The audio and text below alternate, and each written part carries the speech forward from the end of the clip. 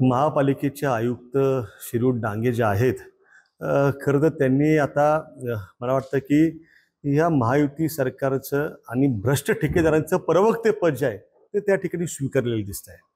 वास्तविक पाहता शिवसेनेचे आमचे नेते खासदार राऊत साहेब यांनी राज्याच्या मुख्यमंत्र्यांकडे त्या ठिकाणी तक्रार केली, त्या ठिकाणी त्यांना फाईल पाठवली यांच्या भ्रष्टाचाराच्या कारनाम्यांची.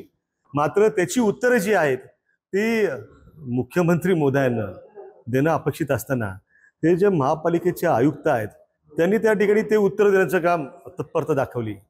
त्यामुळे अशा पद्धतीने जर त्यांना भ्रष्टाचारांचं प्रवक्तेपण करायचं असेल तर मला वाटतं की त्यांनी या शहराला आम्हाला कार्यक्षम, प्रामाणिक, भ्रष्ट नसणाऱ्या आयुक्तांची गरज आहे.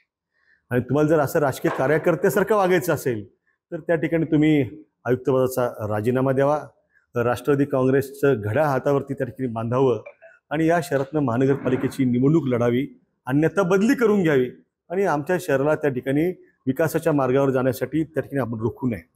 की आयुक्त महोदयांनी त्या ठिकाणी घटनात्मक पदावरती आपण बसलेलो आहोत, प्रशासनाच्या राजपत्रित अधिकारी पदावरती, त्या पदाचा गैरवापर करून जी खोटी माहिती त्या ठिकाणी प्रसारित करण्याचं काम आपण केलेलं आहे. एखाद्या पक्षाच्या प्रवक्त्याप्रमाणे त्यांनी या माध्यमातून भ्रष्टाचारांना संरक्षण देण्याचं, भ्रष्टाचार दडपण्याचं काम केलेलं आहे. आम्ही मागणी करतो शिवसेनेच्या वतीने की आयुक्तांना सुद्धा या भ्रष्टाचार दडपण्याच्या प्रकरणामध्ये त्या ठिकाणी आरोपी करावं, त्यांच्यावरती एफआयआर दाखल करावी.